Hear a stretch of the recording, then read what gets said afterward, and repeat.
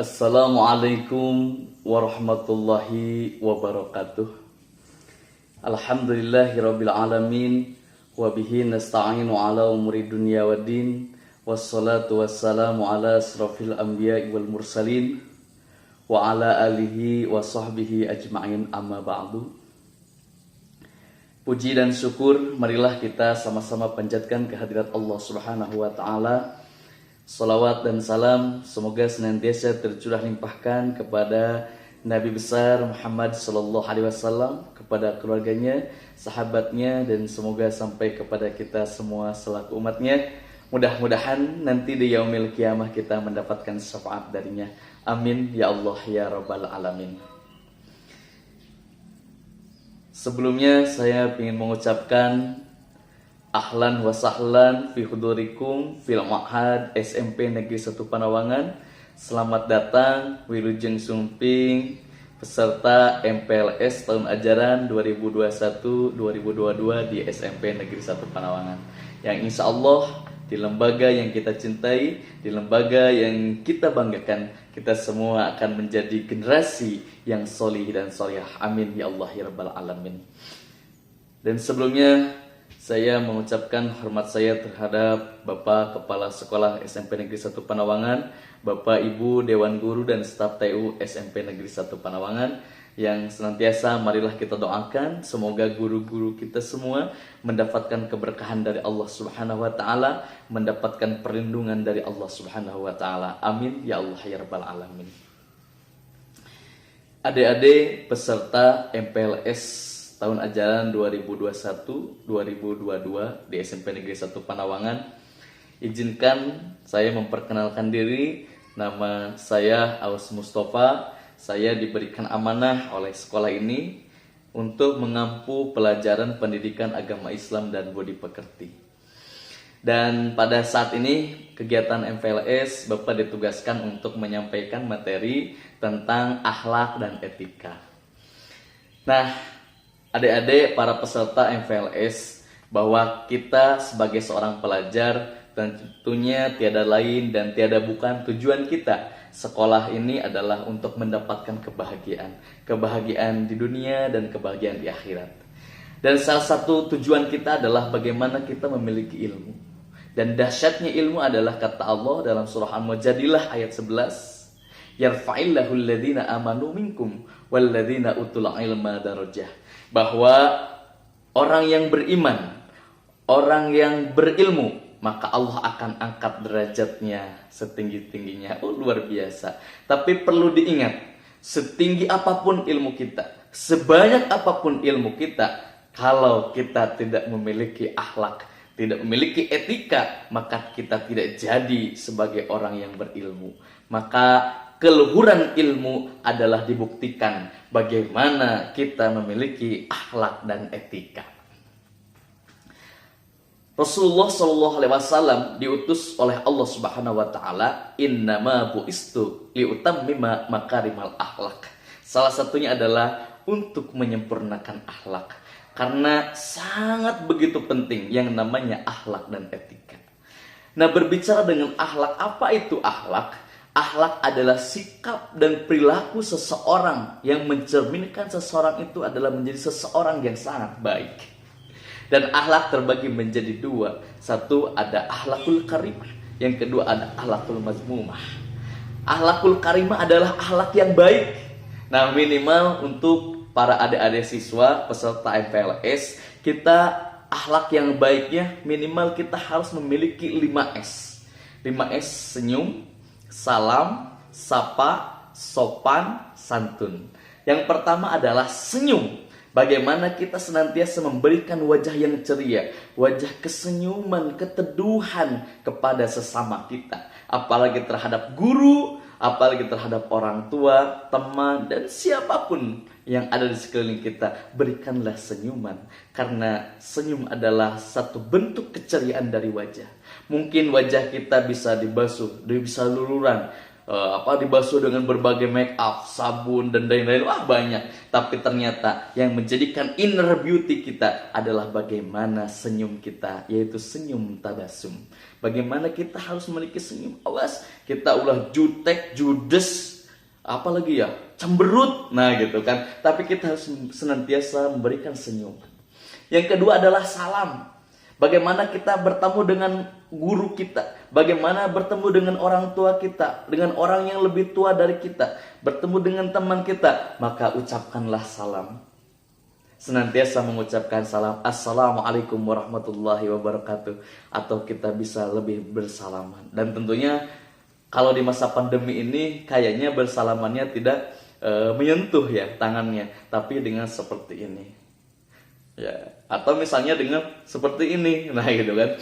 Nah itu mungkin salah satu etikanya di masa pandemi seperti ini. Nah kita senantiasa mengucapkan salam dan senantiasa kita bersalaman. Yang ketiga, bagaimana kita harus memiliki akhlak yang baik, itu menyapa. Nah umpamanya contohnya adalah sebagai semut.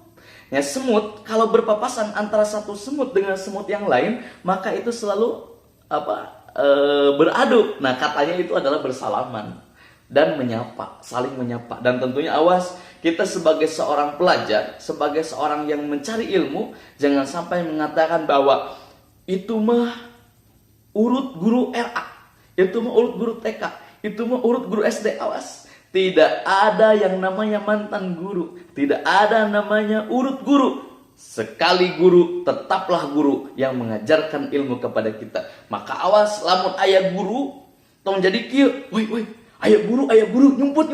Ulah, tapi apa? Kita harus hampiri guru kita. Kita bersalaman, kita menyapa, Pak, Ibu, bade ka mana, kumaha damang, karena gitu. Atau misalnya kita lagi duduk di depan rumah, di teras rumah, tiba-tiba ada orang yang melewat ke rumah kita. Tanya sapa oleh kita, Pak, Wak, Bang, Bibi, bade ka mana? Linggi heula atuh. Nah, ya seperti itu. Atau misalnya dengan teman saling menyapa. Ya ini mah jangan tamat tuauh mau ditanya. Ulah, tapi kita harus menyapa, bertanya, Aa, Neng, Ade, Teteh di paling mana, namina saha. Nah, gitu kan, berkenalan, menyapa. Nah, gitu. Tapi awas, yang ketiga sapa, yang keempat adalah sopan. Bagaimana akhlak kita ini memiliki sifat sopan.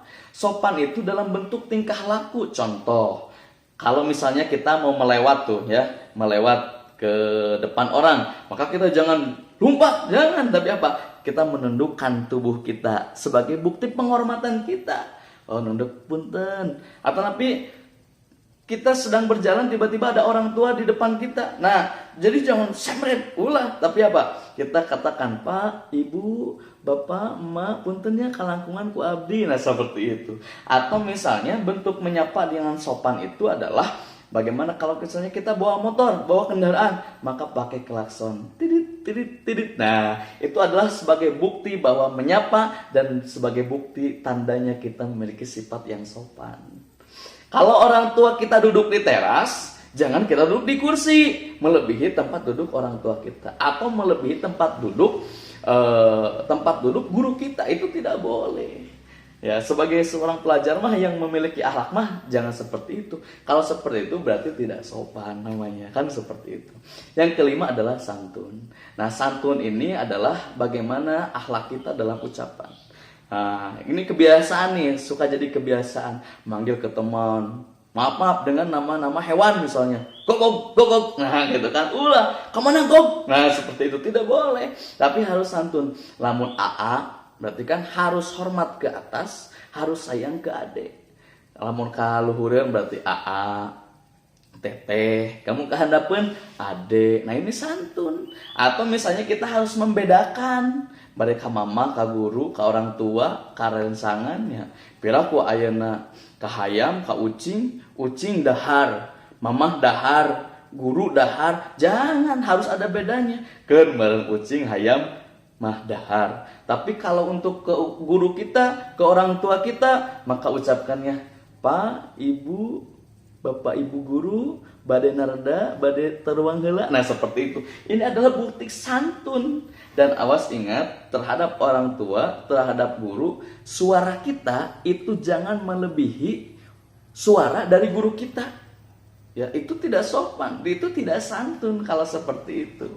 Nah, jadi guru kita vokalnya 3, nah kita vokalnya 5. itu tidak boleh, tapi vokalnya harus lebih rendah. Makanya kalau misalnya seorang siswa itu dengan rasa santunnya, seorang pelajar itu tidak berani untuk menatap wajah guru, tidak berani untuk menatap wajah orang tua. Dalam arti kalau sedang diberikan arahan, diberikan pendidikan, diberikan ajaran, atau kita misalnya diberikan sebuah apa ya, maksudnya bahwa ya bimbingan, kita jangan menolak, jangan jadi nggak mau, jangan gitu, bukan gitu. Nah itu bukan seperti itu. Tapi siapa, baiklah, insya Allah saya usahakan, misalkan dengan kesantunan kita. Nah maka Bapak tekankan kalian sebagai peserta MPLS ini harus memiliki akhlak yang baik, akhlakul karimah, yaitu 5S tadi.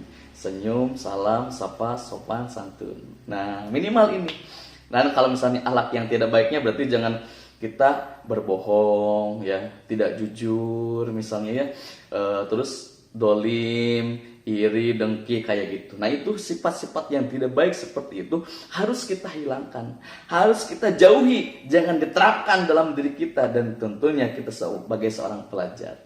Dan terakhir, akhlak yang baik kita sebagai seorang pelajar khususnya terhadap guru kita harus memiliki 2 hal. Yang pertama takriman, yang kedua adalah takdiman. Takriman itu kita harus memuliakan guru kita, harus menghormati, benar-benar menghormati guru kita.